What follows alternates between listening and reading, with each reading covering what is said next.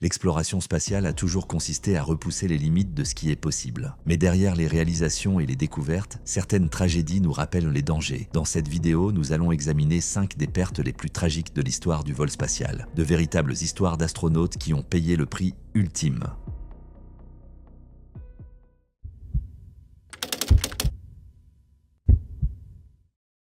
Le 23 avril 1967, le cosmonaute soviétique Vladimir Komarov est devenu tristement célèbre sous le nom de « l'homme qui est tombé de l'espace » lors de la funeste mission Soyouz 1. Cette mission, destinée à célébrer le 50e anniversaire de la révolution communiste, s'est terminée par une tragédie au lieu d'un triomphe. Vladimir Komarov est né le 16 mars 1927 à Moscou et, dès son plus jeune âge, il a été fasciné par l'aviation. À 15 ans, il a rejoint l'armée de l'air soviétique et en 1949, il est devenu pilote. C'est à cette époque qu'il a épousé Valentina Yakovlevna Kiselyova. Son amour pour le ciel l'a conduit à être diplômé de l'Académie d'ingénierie de l'armée de l'air Joukovski en 1959 et il a rapidement été sélectionné pour faire partie des 18 hommes qui s'entraîneraient en tant que cosmonautes pendant l'apogée de la course à l'espace entre l'Union soviétique et les États-Unis. En 1964, Komarov a piloté Voskhod 1, le premier engin spatial à transporter plus d'une personne dans l'espace. Bien qu'il ne soit pas le premier homme dans l'espace, ce titre appartenant à Yuri Gagarin, Komarov était respecté pour ses compétences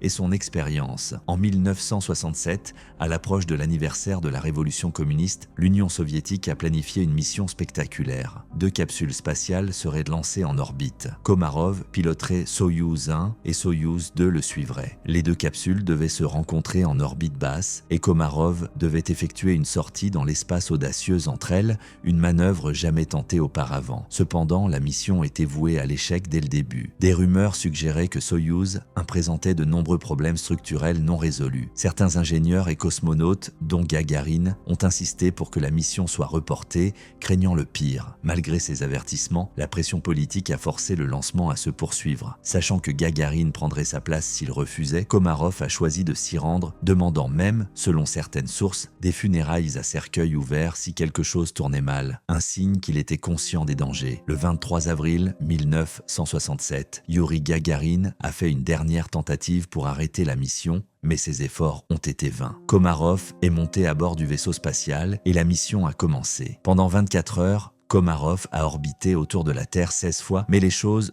ont rapidement mal tourné. L'un des 2 panneaux solaires du vaisseau spatial n'a pas réussi à se déployer, le laissant sans suffisamment d'énergie. Les objectifs de la mission sont devenus impossibles et le lancement de Soyouz 2 a été annulé. Komarov a reçu l'ordre de rentrer sur Terre. La rentrée a été le moment du désastre. Le vaisseau spatial a commencé à tourner de manière incontrôlable et Komarov a eu du mal à en reprendre le contrôle. Après 2 orbites supplémentaires, il a finalement tenté la rentrée, mais à 7000 mètres d'altitude, le parachute n'a pas réussi à se déployer.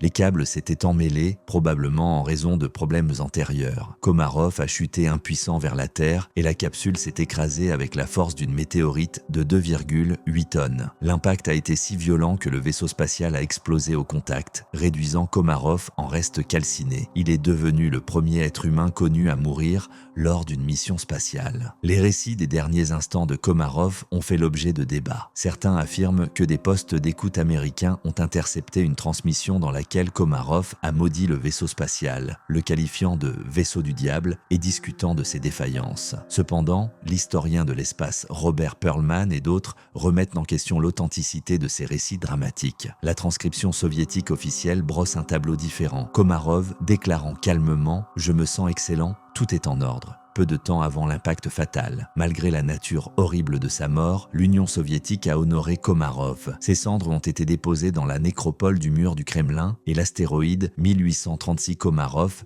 ainsi qu'un cratère sur la Lune ont été nommés en son honneur. Sa mort a marqué un chapitre tragique de la course à l'espace, nous montrant les risques immenses auxquels les cosmonautes étaient confrontés à cette époque et les dangers de repousser les limites technologiques trop rapidement sous la pression politique.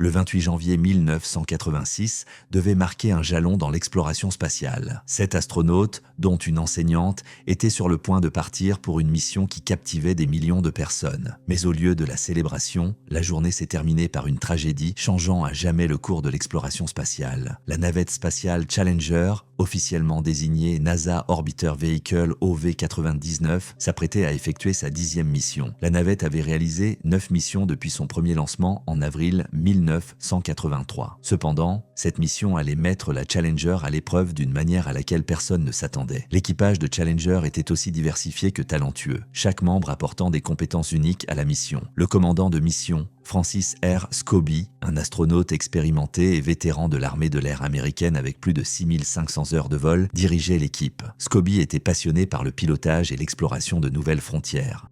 Pour son premier vol spatial, le pilote Michael J. Smith était un aviateur vétéran de la marine américaine. Comme Scobie, il était désireux de faire progresser la science spatiale. La spécialiste de mission Judith Aresnik, une ingénieure en électricité titulaire d'un doctorat, était déjà entrée dans l'histoire en tant que deuxième femme américaine dans l'espace. Elle était reconnue pour son intelligence et son dévouement à l'exploration scientifique. Un autre spécialiste de mission, Ronald E. McNair, était un physicien titulaire d'un doctorat du MIT et le deuxième afro-américain dans l'espace. Il avait apporté des contributions significatives à l'électronique quantique et à la technologie laser et était également un saxophoniste talentueux. Ellison S. Onizuka, le dernier spécialiste de mission, était un officier de l'armée de l'air et le premier américain d'origine asiatique dans l'espace. Né à Hawaï, Onizuka était connu pour son calme et son expertise technique. Gregory B. Jarvis, un spécialiste de la charge utile de la Hughes Aircraft Corporation, était enthousiaste à l'idée d'apporter son expertise dans la technologie des satellites. Sharon Christa McAuliffe, une enseignante de lycée du New Hampshire, était sans doute le membre d'équipage le plus connu. Sélectionnée parmi plus de 11 000 candidats, elle devait être la première enseignante dans l'espace, donnant des leçons depuis l'orbite pour inspirer les élèves et les éducateurs à travers le pays. La mission STS-51L, le 10e vol de Challenger, était très attendue. Son objectif principal était de déployer un satellite de communication pour améliorer les communications des missions de navette. L'équipage prévoyait également d'étudier la comète de Halley avec le satellite Spartan-Halley, contribuant ainsi aux efforts de recherche internationaux. Les sessions d'enseignement en direct de McAuliffe depuis l'espace étaient un point fort de la mission. Elles étaient conçues pour stimuler l'intérêt des élèves pour la science. Le 28 janvier 1986, l'équipage de Challenger est monté à bord de la navette au Centre spatial Kennedy. Après plusieurs retards dus aux conditions météorologiques et à des problèmes techniques, le compte à rebours a finalement atteint 0 à 11h38 HNE et Challenger a décollé. Pendant les 73 premières secondes, tout a semblé normal. La navette a entamé son ascension et l'équipage s'est concentré sur ses tâches. Des millions de personnes ont regardé la diffusion en direct, en particulier des écoliers désireux de voir leur enseignante, Christa McAuliffe, entrer dans l'histoire. Mais ensuite, la tragédie a frappé. La Challenger a explosé en plein vol, seulement 73 secondes après le décollage, à environ 14 km d'altitude. La navette s'est désintégrée en un nuage de fumée et de débris. La scène horrible étant filmée en direct à la télévision. Des équipes de secours ont été dépêchées, mais il n'y avait aucun espoir de survivants. Dans la foulée, la commission Rogers, dirigée par l'ancien secrétaire d'État William P. Rogers, a enquêté sur la catastrophe. L'enquête a révélé que l'explosion était due à une défaillance des joints toriques du propulseur d'appoint à poudre droit. Ces joints, conçus pour empêcher les gaz chauds de s'échapper, étaient devenus cassants en raison des températures d'eau froide, entraînant une défaillance catastrophique. La catastrophe de Challenger a eu des conséquences considérables. Le programme de navette a été suspendu pendant près de 3 ans, le temps que la NASA revoie ses procédures de sécurité. La tragédie a également incité à une réévaluation des objectifs du programme spatial avec un accent accru sur la sécurité. En avril 1986, les familles de l'équipage de Challenger ont fondé le Challenger Center for Space Science Education pour honorer leurs proches. Ces centres offrent des expériences d'apprentissage pratique inspirant les étudiants en sciences, en technologie, en ingénierie et en mathématiques STEM. La catastrophe de Challenger demeure un événement marquant dans l'histoire de l'exploration spatiale, nous rappelant les risques de la quête de la découverte et le courage de ceux qui les prennent.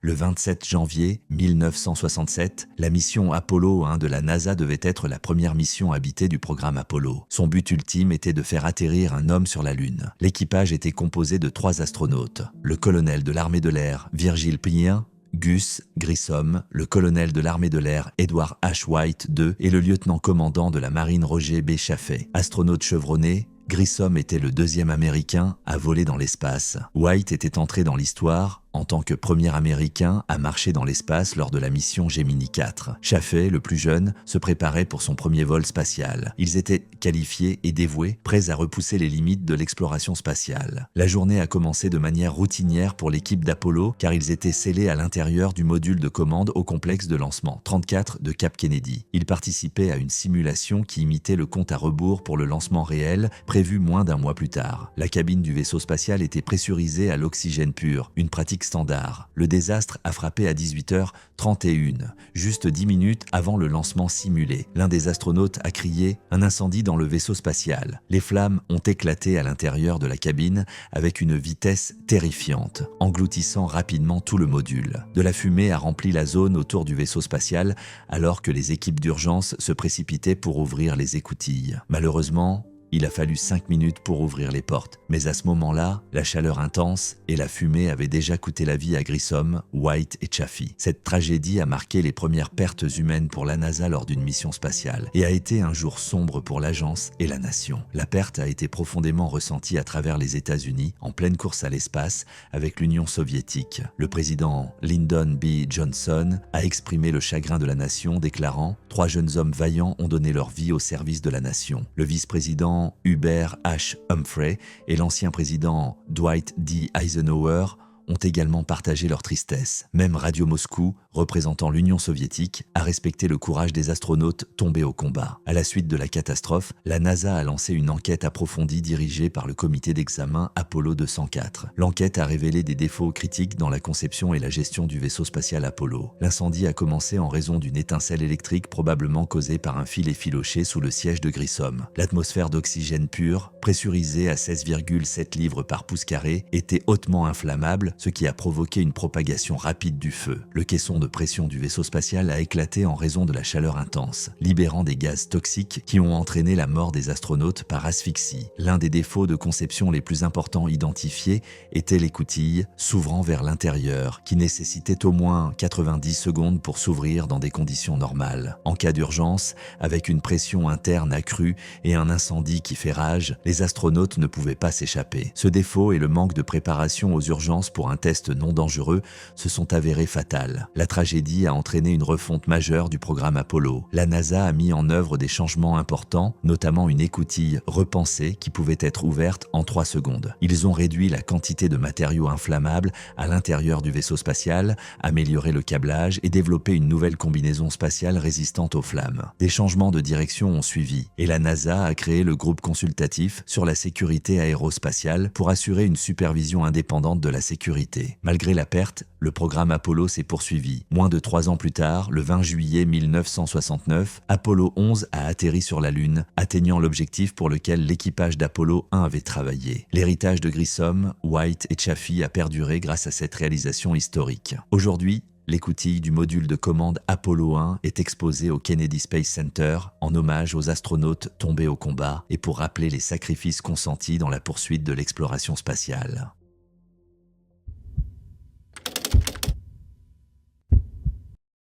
Le 16 janvier 2003, la navette spatiale Columbia de la NASA a été lancée pour ce qui devait être une mission réussie dans l'espace, connue sous le nom de STS-107.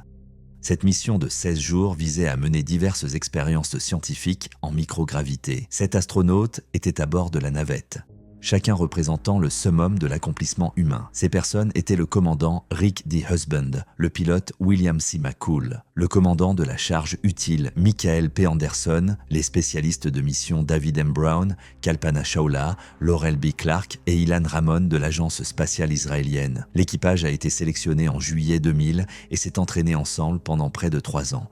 Leur lien allait au-delà de leur fonction professionnelle. Ils passaient du temps ensemble, en dehors du travail, impliquant souvent leur famille dans des activités sociales comme des barbecues et des jeux.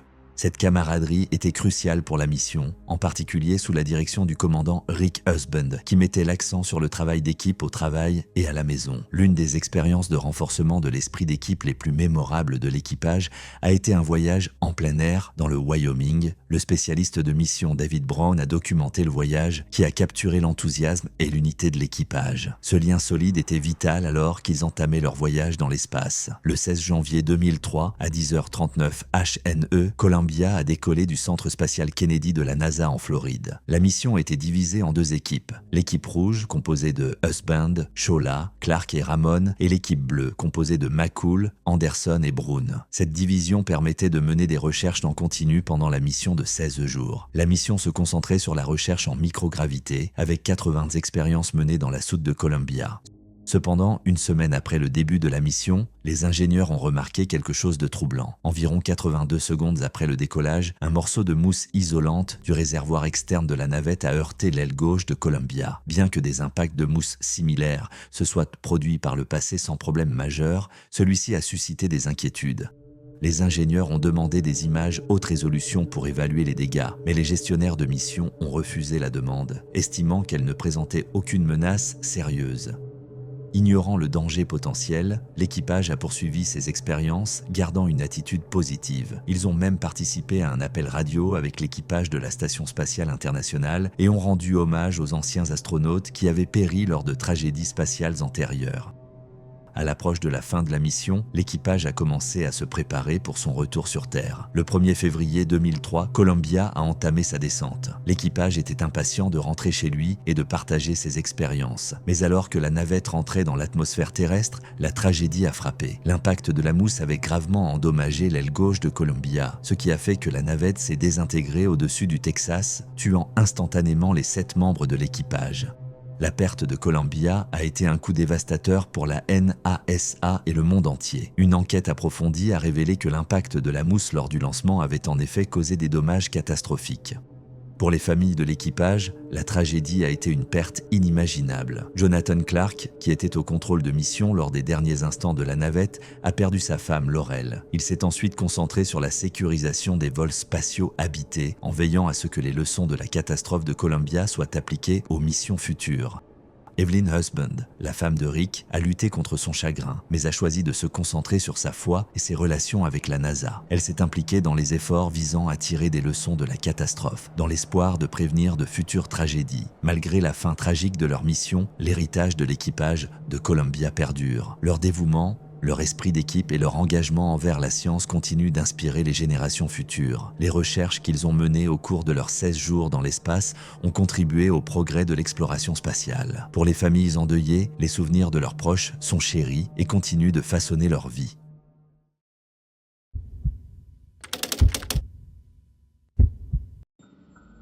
Le 29 juin 1971, à 13h30 à Moscou, des membres de la commission d'État supervisant les opérations de la station spatiale Salyut se sont réunis au NIP-16, le centre de contrôle des vols spatiaux habités soviétiques sur la péninsule de Crimée. Parmi eux se trouvait Vassili Mishine, concepteur général du TSK-BM, qui venait d'arriver après avoir supervisé un lancement raté de la fusée lunaire N 2 jours plus tôt. Malgré ce revers, la commission se concentre sur le retour de l'équipage à bord de Soyouz 11. Les cosmonautes Georgi Dobrovolsky, Vladislav Volkov et Viktor Patsayev venaient de passer 23 jours dans l'espace, un record à l'époque, et étaient prêts pour le désamarrage et l'atterrissage. Au fur et à mesure que la soirée avance, les 3 cosmonautes s'installent dans leur siège à bord de Soyouz 11 et ferment le sas entre le module de descente et le module d'habitation. Cependant, un signal « trappe ouverte » s'allume sur leur console, indiquant un problème. Le voyant reste allumé même si la trappe est fermée. Volkov, connu pour son impatience, exige une solution du contrôle au sol. Suivant les conseils du cosmonaute Alexei Yeliseyev,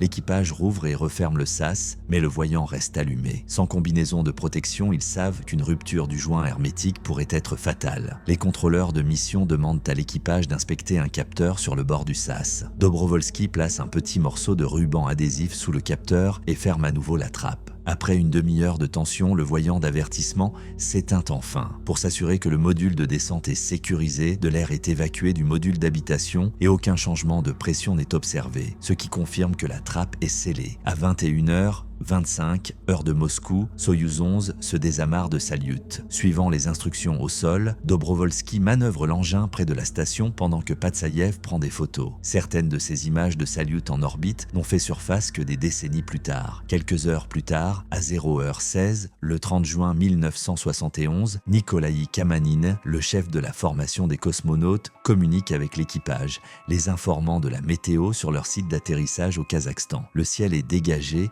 avec une visibilité de 10 km, des vents légers, une température d'environ 16 degrés Celsius et une pression atmosphérique de 720 mm.